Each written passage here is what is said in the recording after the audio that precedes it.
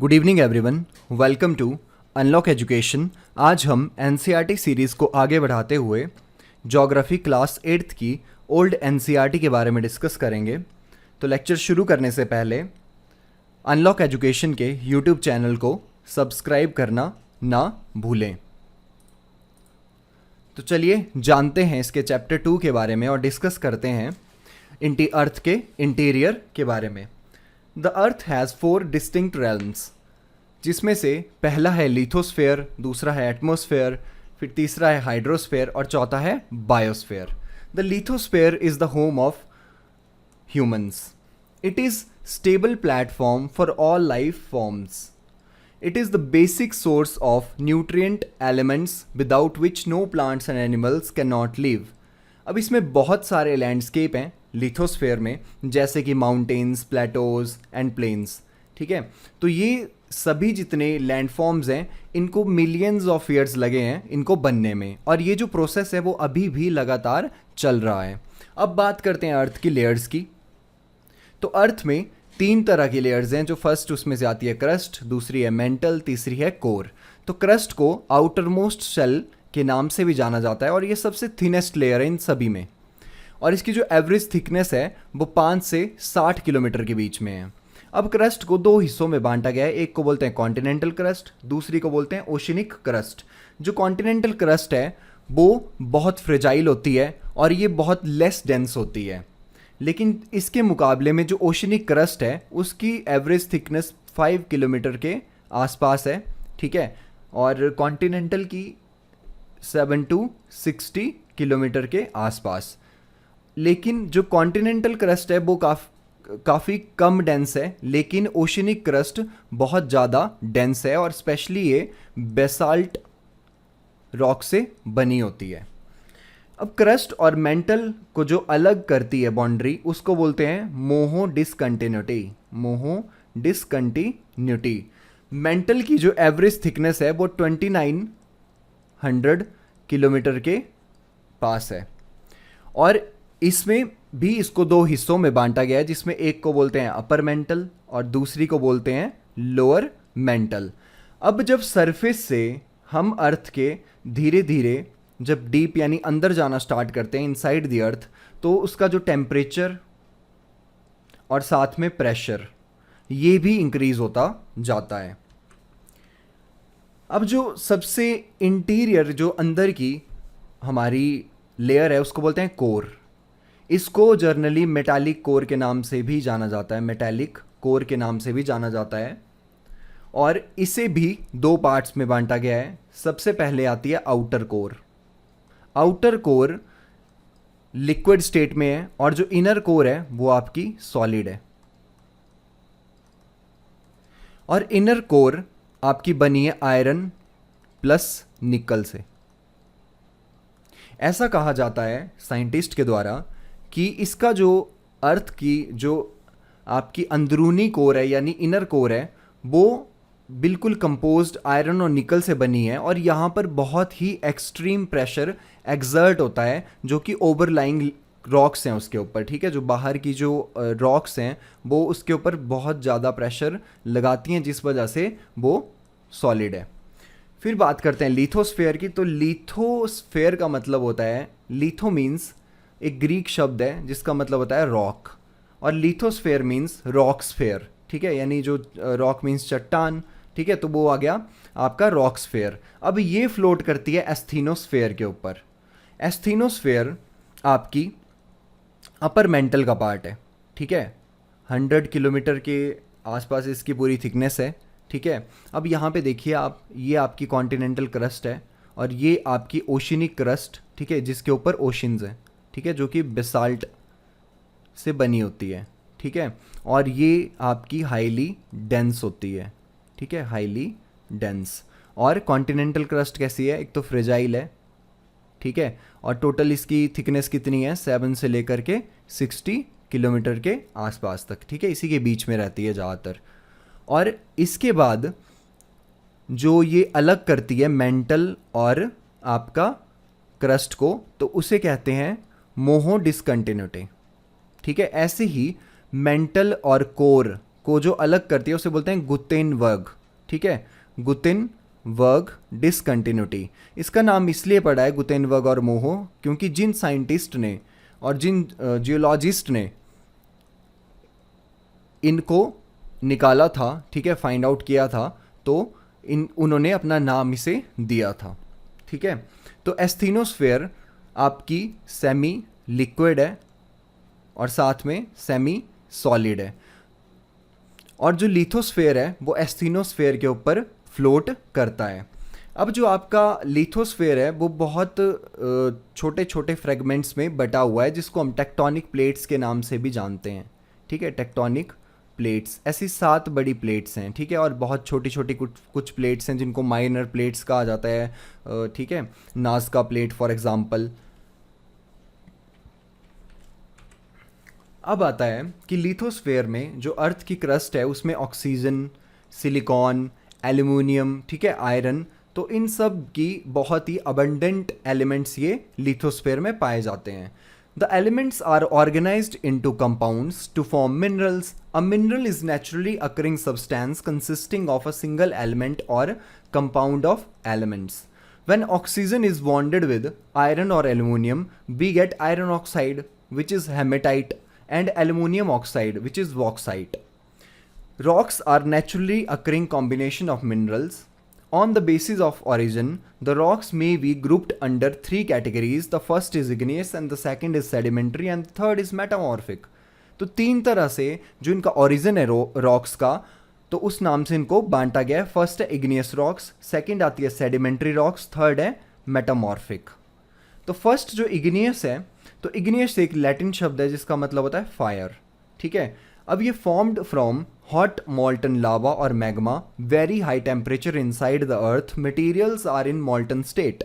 होता क्या है, जो हमारे मैग्मा है, ठीक है, जो कि मेंटल में एस्थीनोस्फेयर के नीचे बहुत बड़े बड़े मैग्मा चैम्बर्स हैं, ठीक है, जहाँ पे मैग्मा बहुत ही हाई टेम्परेचर के ऊपर जो रॉक्स हैं, यानी जो रॉक्स हैं वो एक लिक्विड स्टेट में होती हैं, ठीक है, बहुत हाई टेम्परेचर पे, तो वो क्या करती हैं, वो पुश करती हैं, यानी वो ऊपर को आने की कोशिश करती हैं क्रैक्स में से, ठीक है। मॉल्टन जो मैग्मा होगा वो बाहर आने की कोशिश करेगा, तो जब वो बाहर आएगा, ठीक है, क्रैक्स के थ्रू, तो जब वो अर्थ के सरफेस पे पहुंच जाता है तो वो धीरे धीरे धीरे फैल जाता है, ठीक है। तो यहाँ पर आकर के जब ये ठंडा हो जाता है, जब इसकी कूलिंग हो जाती है, तो यहाँ पर ये रॉक्स बन जाती हैं, ठीक है, इसीलिए इनको बोलते हैं इग्नियस रॉक्स, ठीक है, इसीलिए इसको क्या कहा जाता है, igneous rocks. When magma reaches surface of the earth it is called lava, ठीक है। तो मैग्मा जब अर्थ के अंदर होगा तो उसको मैग्मा कहा जाएगा, जब वो सरफेस के बाहर आ जाएगा तो उसको कहा जाता है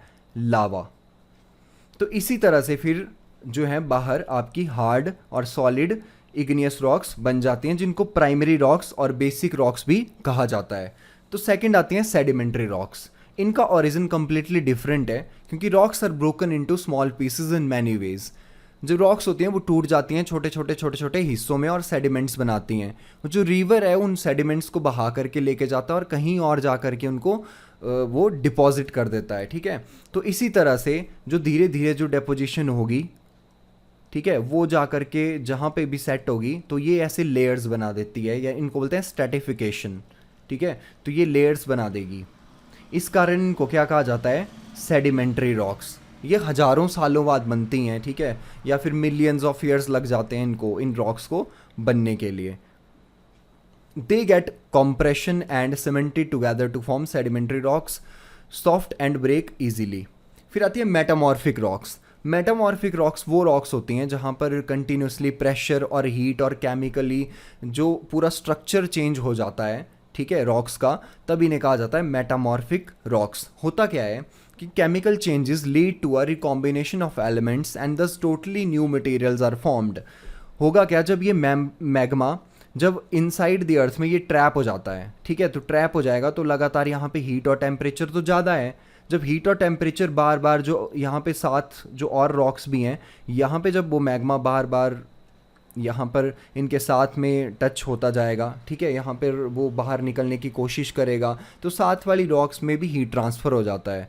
तो हीट ट्रांसफ़र बार बार और उस प्रेशर में जो और उस पर प्रेशर लग रहा है, ठीक है, इस कारण इनमें क्रिस्टलाइजेशन हो जाती है। तो क्रिस्टलाइजेशन होने के बाद ये जो रॉक्स हैं वो कम्प्लीटली डिफरेंट हो जाती हैं, ठीक है, इन अपेयरेंस में भी डिफरेंट होती हैं और कैरेक्टरिस्टिक्स में भी ये डिफरेंट हो जाती हैं ओरिजिनल रॉक से। इसीलिए इनको कहा जाता है मेटामॉर्फिक रॉक्स। इसके कुछ एग्जाम्पल जैसे शेल, मार्वल, ठीक है, और डायमंड, इस तरह के ये एग्जाम्पल हैं, ठीक है। अब लिथोस्फेयर का मैंने जैसे आपको बताया कि बहुत सारे सेवरल सेक्शंस में और प्लेट्स में इसको डिवाइड किया गया है। उन प्लेट्स को दो हिस्सों में यानी ओशिनिक और कॉन्टिनेंटल के नाम से जाना जाता है, जैसे ओशिनिक प्लेट्स और कॉन्टिनेंटल प्लेट्स। ये प्लेट्स क्या करती हैं, एस्थीनोस्फेयर के ऊपर इंडिपेंडेंटली मूव करती रहती हैं, ठीक है।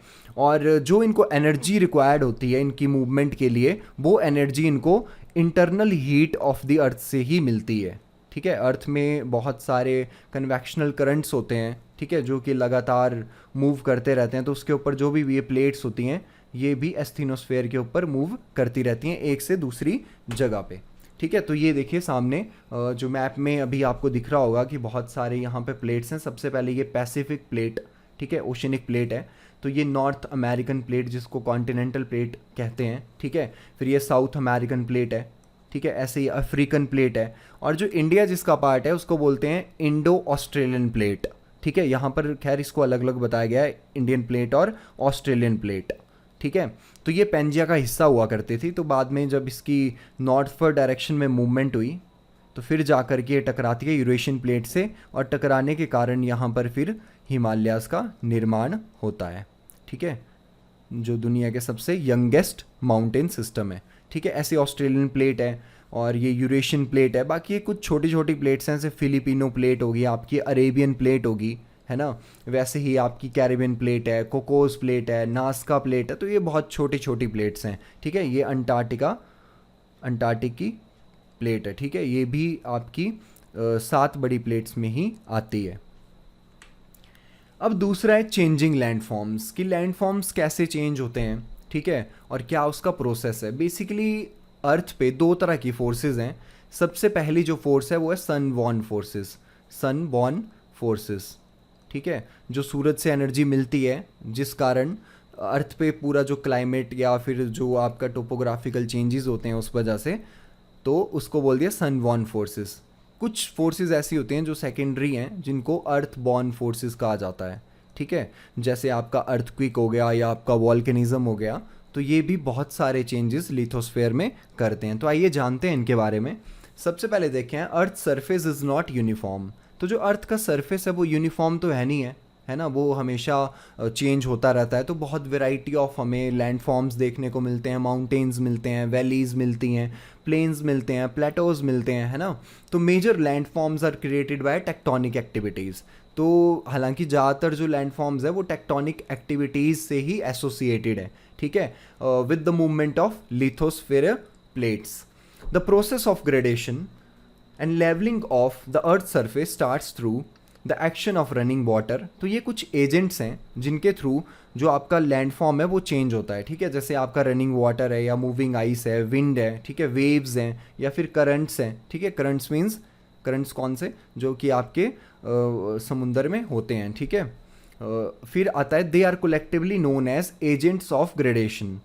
दे carve the initial landscape into a number of minor landforms. These processes are operated by external forces. तो फिर आता है वॉल्केनोज। अब वॉल्केनो क्या होता है? A volcano is an opening of the earth crust that allows magma to reach the earth surface. The passage through which it travels is called vent, ठीक है। अब देखिए, अब यहाँ पर हमें मैग्मा चैम्बर, ये पूरा क्या है, ये एक मैग्मा चैम्बर है, ठीक है। अब यहाँ पे क्या है, ये जो रॉक्स हैं वो लिक्विड स्टेट में है, ठीक है, और बहुत ही ज़्यादा हाई टेम्परेचर पे हैं। अब ये क्या करेगा, ये जो अर्थ में क्रैक्स हैं, ठीक है, जैसे ये इन क्रैक्स के थ्रू ये बाहर आने की कोशिश करता है, ठीक है। इसको मैग्मा बोलेंगे। जब ये बाहर आ जाएगा तो इसको किस नाम से जाना जाता है? लावा, ठीक है। तो इसी तरह से जब ये बाहर आएगा तो ये जो पूरा आप देख रहे हैं, ठीक है, ये देखिए ये लावा फ्लो हो रहा है बाहर आकर के। जब ये इस तरह से, जब ये ड्यू टू ग्रेविटी की वजह से ये नीचे फ्लो करता है तो उसको लावा फ्लो कहते हैं, ठीक है। ये आपका पाइप हो गया, ठीक है, जिसको बोलते हैं पाइप। ये वेंट है, ठीक है, वेंट। और ये आ गया क्रेटर। वेंट मीन्स यहाँ से ये इसकी ओपनिंग है, ठीक है। और ये क्लाउड्स ऑफ वॉल्केनिक एश, जब भी आपका वॉल्केनो ब्लास्ट होता है तो वो उसके साथ में पायरोक्लास्टिक मटेरियल होता है जिसमें आपकी रॉक्स के टुकड़े होते हैं, ठीक है, गैसेस होती हैं, ठीक है। तो इनको वॉल्केनिक बम्स कहते हैं। ये बहुत ज़बरदस्त तरीके से एक्सप्लोड होता है क्योंकि यहाँ से बहुत सारी एनर्जी एकदम से ब्लास्ट हो जाती है, ठीक है। तो ये था वॉल्केनो। तो अब डक्कन प्लेटो एंड कोलंबियन प्लेटो, ठीक है, डक्कन प्लेटो और ये कोलंबियन प्लेटो है, ठीक है। जो डक्कन प्लेटो इंडिया में है और कोलंबियन प्लेटो हमारा नॉर्थ अमेरिका में है, ठीक है। Is known as lava flow plateau, ठीक है। कमेंट बॉक्स में बताएं कि डक्कन प्लेटो से कौन सी ऐसी सॉइल है जिसमें कपास की खेती की जाती है, ठीक है, और वो कौन सी मिट्टी है। तो lava is thrown high into the atmosphere. Besides lava, ash, steam, gases, pieces of rocks are also thrown out, ठीक है। तो लावा के साथ साथ में इसमें स्टीम भी निकलती है, गैसेस भी निकलती हैं और रॉक्स के टुकड़े भी इसमें साथ में निकलते हैं, ठीक है। Lava flow is affected by viscosity. अब विस्कोसिटी का मतलब होता है कि refers to liquids resistance to flow, ठीक है। अब इसमें जो हाई विस्कस लावा होगा, ठीक है, वो इजीली मूव नहीं कर पाएगा, ठीक है, एक जगह से दूसरी जगह तक जाने के लिए, ठीक है। अब इसमें होता क्या है बेसिकली लावा में, इसमें एक तो सिलिका के कंटेंट होते हैं प्लस वाटर होता है, ठीक है। जो लो विस्कस होगा उसमें आपका वाटर ज़्यादा होगा और सिलिका कंटेंट कम होगा, इसीलिए वो क्या करेगा, वो ईजीली आपका मूव कर जाएगा, ठीक है, या ये फ्लो करेगा।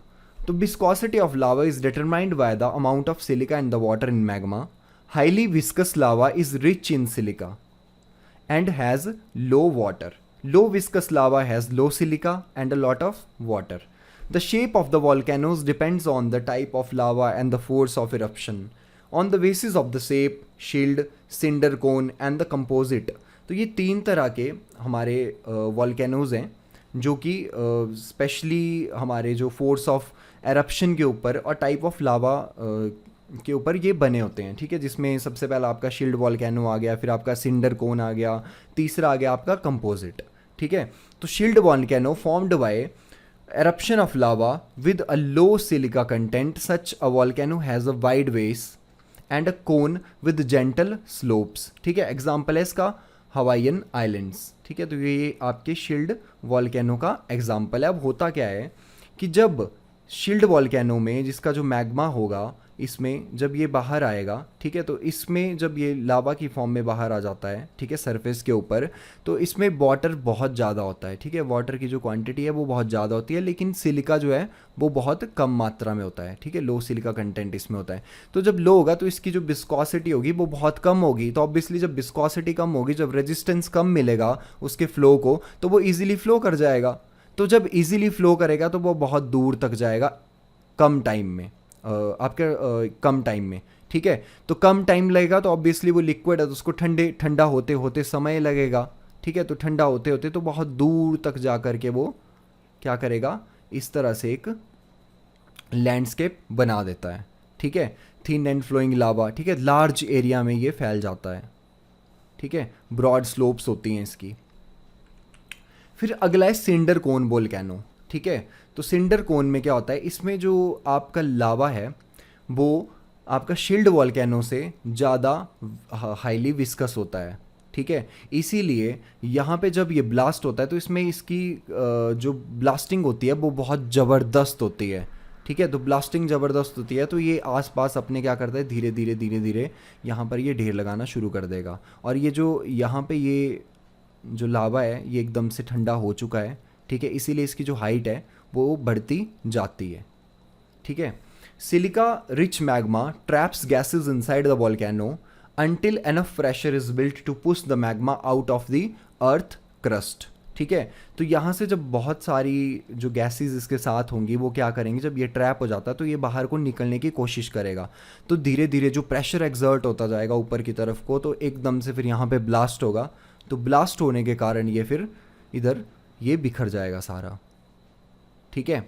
तो इसको हमने क्या बोल दिया, सिंडर कोन वॉल्केनो। तो स्टीप स्लोप्स होती हैं इसमें, ठीक है। और इसके एग्जाम्पल जो हैं वो volcanoes of central Mexico and central America इसके एग्जाम्पल हैं, ठीक है, एग्जाम्पल्स को जरूर याद रखिएगा। ठीक है, उसके बाद आता है कंपोजिट वॉल्केनो। जब भी आपका सिंडर कोन वॉल्केनो में बार बार ब्लास्टिंग होती है, ठीक है, बार बार वो वैसे ही मतलब लगातार उसमें कंटिन्यूस फॉर्म में उसमें ब्लास्टिंग होती रहेगी, इरप्शन होती रहेगी, ठीक है, तो वो क्या कर देगा, वो एक कंपोजिट वॉल्केनो बना देता है। ठीक है, तो उसमें क्या बन जाएगा फिर, कंपोजिट वॉल्केनो। ये रहा मैग्मा चैम्बर, ये रहा एस्थीनोस्फेयर, ये रहा सेंट्रल कंड्यूट चैनल, ठीक है, जहाँ पे आपके यहाँ पे कन्वेक्शनल करंट्स मूव कर रहे हैं। ठीक है, फिर ये आपके वेंट्स आ गए, ये जो पाइप है इसको वेंट्स बोलते हैं। ठीक है, ये वेंट्स आ गए। ठीक है, यहाँ पे ये क्रेटर है जिसकी ओपनिंग है, ठीक है, वॉल्केनो की। ये पायरोक्लास्टिक मटेरियल है, ये आप देख रहे होंगे, ये छोटे छोटे छोटे गैसेस के साथ में जब ये निकल रहा है, रॉक्स के छोटे छोटे टुकड़े साथ में आ रहे हैं, तो इसको बोला पायरोक्लास्टिक मटेरियल। ठीक है, ये रहा इरप्शन ऑफ लावा। ठीक है, यहाँ से जब इसकी इरप्शन हो रही है तो स्मोक भी साथ में है। ठीक है, स्टीम इसके साथ में है। ठीक है, स्टीम जो वाटर यहाँ पर इकट्ठा होता है तो वो भी ऑब्वियसली गर्म हो जाता है, तो फिर धीरे धीरे धीरे धीरे क्या होता है, यहाँ पर स्टीम भी होती है। ठीक है, बाकी ये जो लेयर्स हैं, ठीक है, ये पहले कभी ब्लास्ट हुआ था तो ये धीरे धीरे ये लेयर्स जो हैं वो इकट्ठी होती जाए। देखिए ये नई लेयर यहाँ पर बन रही है।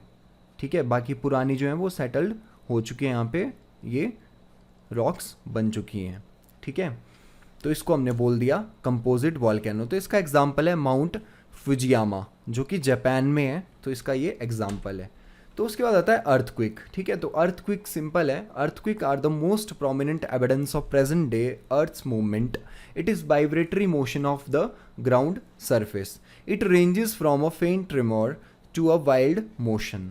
ठीक है, तो अर्थक्विक छोटे भी आते हैं, कुछ बड़े भी आते हैं। ठीक है, तो जो टेक्टोनिक मूवमेंट होती है जिसके कारण डिस्टर्बेंस क्रिएट होती है, ठीक है, उससे जो विद इन दी इंटीरियर में अर्थ में होती है, तो उससे क्या होता है, उससे वाइब्रेशन क्रिएट होती है। ठीक है, और जहाँ पे वो वाइब्रेशन ओरिजिनेट होती है उसको बोलते हैं फोकस।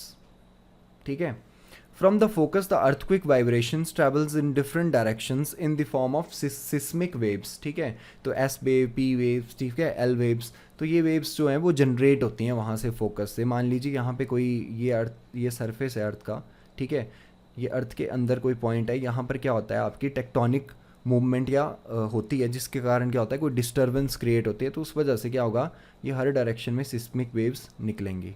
ठीक है, तो इसको हमने क्या बोल दिया, फोकस। और फोकस पे जहाँ पे सबसे पहले अर्थ पे हमें वाइब्रेटरी मोशन महसूस होता है, ठीक है, उसको बोलते हैं एपी सेंटर। एपी सेंटर, ठीक है, the earthquake waves are recorded by an instrument known as seismograph. The magnitude of an earthquake is measured by Richter scale, कि कितने रिक्टर स्केल का था। ठीक है, तो वो हमें मैग्नीट्यूड कैसे मेज़र करते हैं, हम करते हैं रिक्टर स्केल के थ्रू। ठीक है, the region around the Pacific ocean which also the area of most prominent tectonic activities, वहाँ पे एक रिंग ऑफ फायर भी है। ठीक है, तो मोस्टली वहाँ पे वॉल्केनोज, वॉल्केनिक एक्टिविटी और इसके साथ में अर्थक्विक भी वहाँ पर होते हैं। ठीक है, इसके साथ साथ में अगर आप देखें तो हिमालयन रीजन, ठीक है, जो कि मोस्ट अनस्टेबल जोन है अभी भी, जहाँ पे अभी भी टेक्टोनिक मूवमेंट हो रही हैं और जिस कारण क्या हो रहा है, हिमालय लगातार जिसकी हाइट बढ़ती जा रही है। तो माउंट एवरेस्ट की हाइट है 8,848 मीटर। वैसे ही गंगा ब्रह्मपुत्रा वैली, ठीक है, तो ये भी काफ़ी प्रोन है अर्थक्विक्स पे। ठीक है, द अर्थक्विक ऑफ उत्तरकाशी 1991 में आया था, चमोली में 1999 में आया था। ठीक है, Deccan plateau which was suppose to be comparatively free from the dangers of the earthquake has experienced to severe earthquakes in the recent past। फिर ठीक है, फिर कोयना आया 1967 में, लातूर अर्थक्विक इन 1993, फिर उसके बाद भुज का भी सुना होगा आपने जो गुजरात में, ठीक है, भुज में आया था 2000 के आसपास। ठीक है, तो यहाँ भी अर्थक्विक एक्टिविटीज़ देखी गई हैं। फिर आता है कि जो लैंडस्केप है उसमें चेंजेस किस तरह से आ रहे हैं। ठीक है, तो landform are modified by the external forces of the earth continuously. So these forces are powered by solar energy. ठीक है, तो दो फोर्सेज हैं, एक तो सोलर एनर्जी है, दूसरी है अर्थ के इंटीरियर से जो एनर्जी मिलती है। ठीक है, जो कि पूरा चेंजेस ला रही है।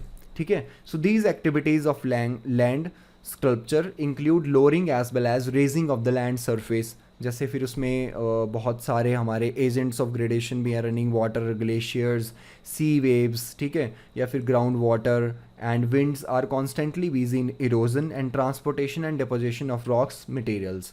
ठीक है, तो सबसे पहले हम समझते हैं विदरिंग। विदरिंग क्या होती है, तो when the rocks are exposed to environment at or near the surface of the earth, they are gradually disintegrated into small pieces in situ, यानी एक इन सीतू का मतलब होता है कि सेम प्लेस में, ठीक है। तो होता क्या है बीदरिंग में कि जो रॉक्स हैं आपकी वो एनवायरमेंटल कंडीशंस अलग अलग तरह की होती हैं, सुबह अलग होंगी, शाम को अलग होंगी, दिन को अलग होगी, टेम्परेचर अलग रहता है, ठीक है। तो रॉक्स में भी इस टेम्परेचर के कारण और उस प्रेशर के कारण उसमें जैसे हवा है, ठीक है, या पानी है, ठीक है, मैकेनाइज्ड एक्शन है, ठीक है, एनिमल्स का, प्लांट्स का, ह्यूमंस का, तो रॉक्स, एक बड़ी रॉक के टुकड़े अलग अलग हो जाते हैं, छोटे छोटे टुकड़ों में बढ़ जाती है, तो इनका डिसइंटीग्रेशन हो जाता है। तो बस इसी को ही कहते हैं वीदरिंग, ठीक है। तो वीदरिंग आपकी तीन तरह की होती है। सबसे पहले आती है फिजिकल, दूसरी आती है केमिकल, तीसरी आती है बायोलॉजिकल, ठीक है। So it is prerequisite to the formation of soils. अब सॉइल की फॉर्मेशन के लिए ये प्रोसेस बहुत ज़रूरी है, अगर ये प्रोसेस नहीं होगा तो सॉइल नहीं बनेगी, ठीक है। तो 3 टाइप्स ऑफ वीदरिंग, तो क्या, फिजिकल, केमिकल एंड बायोलॉजिकल। तो सबसे पहले देखते हैं हम फिजिकल वेदरिंग। फिजिकल वेदरिंग में होता ऐसा है कि ये देखिए आप, सूरज की रोशनी यहाँ पर इसके ऊपर पड़ रही है, रॉक के ऊपर, तो इससे क्या होता है कि इसका जो टेम्परेचर है वो धीरे धीरे चेंज हो जाएगा, ये गर्म हो जाएगी। तो गर्म करेगी तो ऑब्वियसली क्या होगा, ये एक्सपैंड करेगी, ठीक है, तो एक्सपैंड करेगी। अब रात के समय क्या होता है, जनरली टेम्परेचर डाउन चला जाता है, तो डाउन चला जाएगा तो ये ठंडी हो जाएगी। अब ठंडी हो जाएगी तो ये क्या करेगी, ये कॉन्ट्रैक्ट होगी, ठीक है। तो ये जो बार बार इसका जो एक्सपेंड और इसका जो कॉन्ट्रैक्ट होना है, ठीक है, उस वजह से जो अब बाहर की जो लेयर्स होती हैं रॉक्स की, वो धीरे धीरे उनमें क्रैक्स डेवलप हो जाते हैं। तो जैसे जैसे क्रैक्स डेवलप होंगे तो एक टाइम ऐसा आएगा कि ये टूट जाती हैं, ठीक है, तो टूट करके ये देखिए नीचे गिर गई हैं, तो इसी को ही बोलते हैं वीदरिंग, ठीक है। और वैसे ही वाटर, कई बार बारिश होती है तो पानी इकट्ठा हो जाता है जहाँ पे गैप्स होते हैं आपके चट्टानों में, ठीक है। और क्या होगा कि जब आपकी सूरज की रोशनी होगी तो evaporation leaves salt crystal behind, ठीक है, तो यहाँ पर ये इसमें साल्ट हो रुक जाता है, ठीक है। तो धीरे धीरे इसी वजह से ये जो यहाँ पर जो रिएक्शन होगा, ये केमिकल रिएक्शन की वजह से ये जो रॉक्स होगी वो धीरे धीरे टूट जाएगी, ठीक है। फिर ऐसे ही जो आपका केमिकल रिएक्शन फिर वाटर के साथ भी होता है, ठीक है, जैसे लाइमस्टोन है, ठीक है, लाइमस्टोन, तो लाइमस्टोन धीरे धीरे जब वो परकुलेट कर जाता है, ठीक है, तो वो अंदर जा कर के केव्स बना देता है, ठीक है, बहुत सारी, ठीक है, तो ये केव्स बन जाती हैं जो कि फिर फाइनली यहाँ पर पानी भर जाता है, तो इससे लेक्स भी बनती हैं, ठीक है। वैसे ही रिएक्शन विद ऑक्सीजन, ऑक्सीजन के साथ भी रिएक्शन करने के कारण फिर ये जो रॉक्स हैं वो टूट जाती हैं, ठीक है। रिएक्शन विद एसिड, ठीक है, रिएक्शन विद ऑर्गेनिजम्स, ठीक है। और दूसरा क्या होता है कि कई बार बायोलॉजिकल कारण हो जाते हैं। बायोलॉजिकल मीन्स जैसे कोई प्लांट है, ठीक है, वो किसी सॉइल में लगा हुआ है, ठीक है, तो सॉइल में जब वो लग जाता है तो उसकी जो रूट्स होती हैं वो पेनेट्रेट कर जाती हैं डीप, ठीक है, और इनसाइड इसमें चली जाती हैं, सॉइल्स के अंदर जाते हो वो रॉक्स में पेनेट्रेट कर जाती हैं। जब रॉक्स में पेनेट्रेट करती हैं तो वो क्रैक्स डेवलप कर देती हैं रॉक्स में। जब ये धीरे धीरे और बड़ी होती जाएंगी तो ये पूरी रॉक क्या हो जाएगी, एक दिन डिसइंटीग्रेट हो जाएगी, ठीक है, इन जॉइंट्स की वजह से।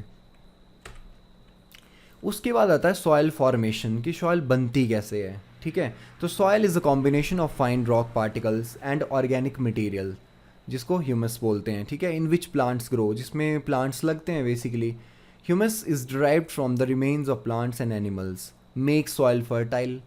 Soil is formed from the weathering and erosion of the rocks as well as the decay of the plants and the animals, ठीक है। तो वीदरिंग के प्रोसेस से जब रॉक्स डिसइंटीग्रेशन हो जाती है, उनकी इरोजन से होती हैं, और इसके अलावा जब प्लांट्स और एनिमल्स जब आपके सड़ जाते हैं, उनका डिके हो जाता है, तो उससे भी क्या बन जाती है आपकी रॉक्स, ठीक है। तो रॉक्स जो होती हैं, जो रॉक्स बन जाती हैं तो फिर वो सॉइल में कन्वर्ट हो जाती हैं, ठीक है। उसी के साथ में soil formation is very slow process. ये तो स्लो प्रोसेस है ही, बहुत इसमें हज़ारों साल लगते हैं मिट्टी की बिल्कुल छोटी सी परत बनने के लिए, ठीक है। It develops in horizontal layers. Side view of the soil is known as soil profile. जो सॉइल प्रोफाइल यानी वो साइड व्यू जब हम देखते हैं तो यहाँ पे टॉप आपकी सॉइल आ जाती है, उसके बाद आपकी सब सॉइल आएगी, ठीक है, उसके बाद फिर बेड रॉक आएगा, या पेरेंट्स रॉक भी उसको कहते हैं, पेरेंट मटेरियल, ठीक है। तो इस तरह से, तो the top layer of the soil is known as top soil, ठीक है। It contains clay, silt, sand and humus. तो ये सब इसमें होता है, ठीक है, सबसे फर्टाइल होती है ये, जिसमें प्लांट्स ग्रो करते हैं, ठीक है। Layer below is known as subsoil. अब इसके नीचे जो होती है उसको बोलते हैं subsoil. It contains coarse clay, ठीक है, sand, some minerals and small amount of humus. तो इसके जो छोटे छोटे बड़े फाइन पार्टिकल्स होते हैं, इतने इतने बहुत छोटे छोटे छोटे छोटे, ठीक है, लेकिन जब सब सॉइल में जाएंगे तो वो धीरे धीरे उनका साइज जो होगा वो इंक्रीज़ करता जाएगा, ठीक है। तो इसी के साथ में इसके नीचे जो एक और आती है, ठीक है, जिसमें वो पार्शली वीदर्ड होती है, ठीक है, beneath which is bad rock. तो इसका जो प्रोसेस है सॉइल का, तो उसमें आपका पेरेंट मटेरियल होता है एक, तो फिर क्लाइमेट्स का बड़ा फ़र्क पड़ता है कि क्लाइमेट किस तरह का है, ठीक है। अब राजस्थान में आपको सैंडी टाइप की आपको सॉइल मिलेगी, ठीक है, हिमालय में आपको माउंटेनियस टाइप की सॉइल मिलेगी, ठीक है। तो टोपोग्राफी पे भी इसका काफ़ी इफेक्ट पड़ता है, ऑर्गेनिजम्स, ठीक है, और टाइम। तो ये सारा प्रोसेस फिर जा कर के सॉइल प्रॉपर्टीज़ को डिफाइन करता है। अब है एजेंट्स ऑफ ग्रेडेशन, ठीक है। तो running water, glacier, winds and sea waves are called agents of gradation. They erode, transport and deposit of the earth material while moving from one place to another. तो जो भी disintegrated rocks के छोटे छोटे टुकड़े होंगे उनको रनिंग वाटर, ग्लेशियर्स, विंड्स, सी waves, ठीक है, जो उनको छोटे छोटे हिस्सों में तोड़ देती है, ठीक है। तो धीरे धीरे ये यहाँ पे इरोजन होगी, ठीक है। इरोजन के साथ में फिर ये ट्रांसपोर्टेशन इसमें होगी, ठीक है। ट्रांसपोर्टेशन में फिर वो अलग जगह पे उनको डिपॉजिट कर दिया जाएगा, ठीक है, इस तरह से। तो ये जब डिपॉजिट हो जाएंगे तो ये एक अलग तरह का लैंडफॉर्म जो है वो बना देती है, ठीक है। तो सबसे पहले हमारा आता है रनिंग वाटर। तो moving in the form of rivulets, ठीक है, streams and rivers in the most common agents of gradation, ठीक है। रिबुलेट्स जो नदी जब बहती है तो पत्थरों पे टकराते टकराते वो रिबुलेट्स बनाती है, या स्ट्रीम, छोटी छोटी स्ट्रीम्स होती हैं, फिर वो जा कर के रिवर्स में बड़ी बड़ी रिवर बनाती हैं, ठीक है। तो उनको बोलते हैं स्ट्रीम्स, ठीक है, जिसको धारा पानी में धारा कहा जाता है, पानी की धारा। And rivers is the most common agents of gradation, ठीक है। तो rainy water flowing down the slope, some water soaks into ground but the most of it moves across the surface towards a lower level. होता क्या है कि जब भी पानी बहेगा तो वो धीरे धीरे ग्रेविटी की वजह से, ठीक है, तो यहाँ पर आप देखिए कि कितनी इसकी हाइट है और धीरे धीरे ये जा कर के आपका सी लेवल तक ये चला जाएगा, ठीक है। तो इसको बोलते हैं रन ऑफ। जब भी यहाँ पर बारिश होगी तो पानी यहाँ पर बह जाएगा, तो अपने साथ ये जो रॉक्स लाया है उससे इरोजन भी करेगा, ठीक है। तो ये एक जगह से मटेरियल दूसरी जगह इसने क्या किया, डिपॉजिट कर दिया।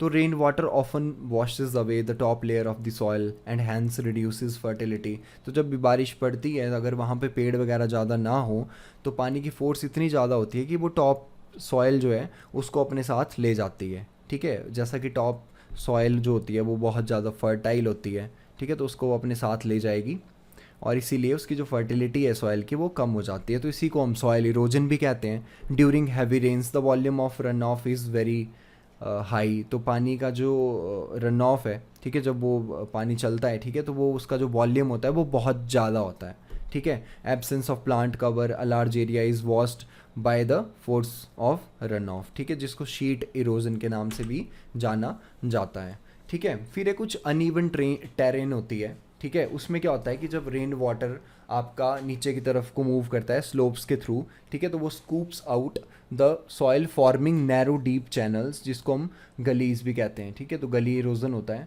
ठीक है। These are gradually multiply, deepen and spread over a large area, this is known as gully erosion, ठीक है। तो इस तरह से इसको क्या बोलते हैं, गली erosion, resulting in the formation of ravines, ठीक है। तो ये आपकी रेवाइंस हैं जिनको चंबल की, ठीक है, बीहड़ भी कहा जाता है, बीहड़, ठीक है, तो बीहड़ भी कहा जाता है इनको। तो ये ज़्यादातर एरिया जो है वो फर्टाइल नहीं होता, ठीक है। काफ़ी जो मूवीज़ हैं बॉलीवुड में भी वो यहाँ पे शूट होती हैं, स्पेशली डाकुओं को लेकर के, ठीक है, जो डकैत होते हैं, ठीक है। पान सिंह तोमर मूवी बड़ी फेमस मूवी है, तो वो भी यहीं पे ही उसकी शूटिंग हुई है, चंबल के एरिया में।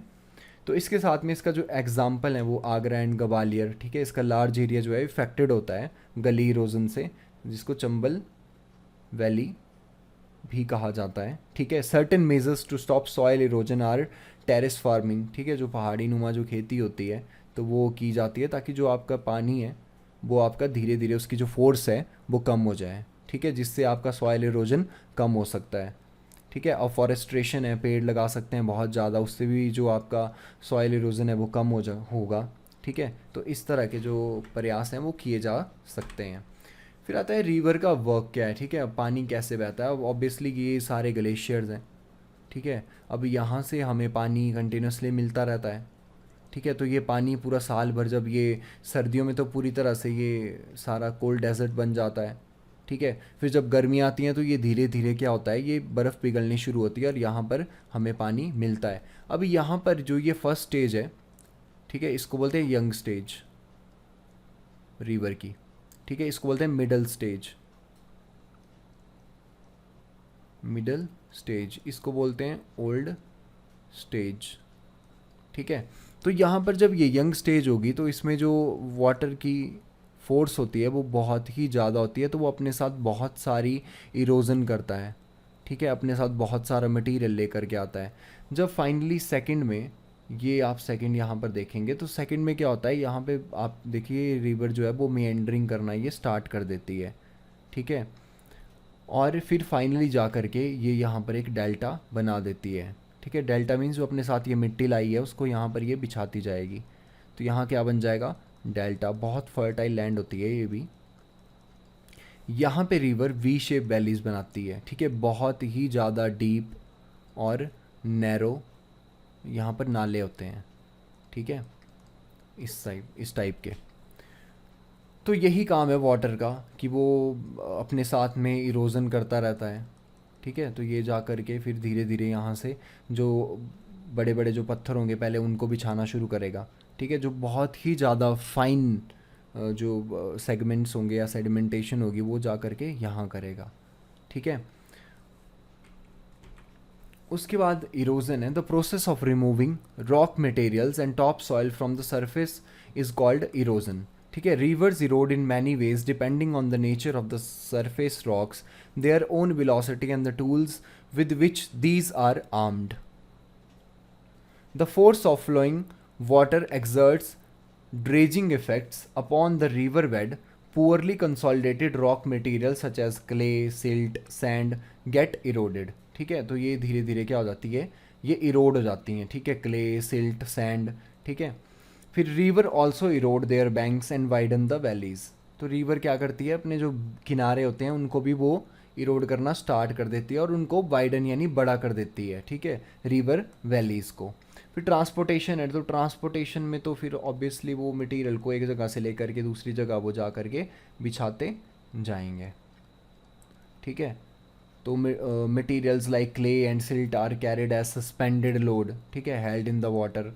फिर coarse and the heavy materials like sand, pebbles, ठीक है, pebble rolls bounce and are dredged along the river bed. They are carried by the river as bed load. ठीक है, तो वीडियो देखने के लिए आपका बहुत बहुत धन्यवाद। इसी के साथ में आप चैनल को सब्सक्राइब करना ना भूलें और इसे शेयर भी करें अपने दोस्तों के साथ। ठीक है, तो थैंक यू।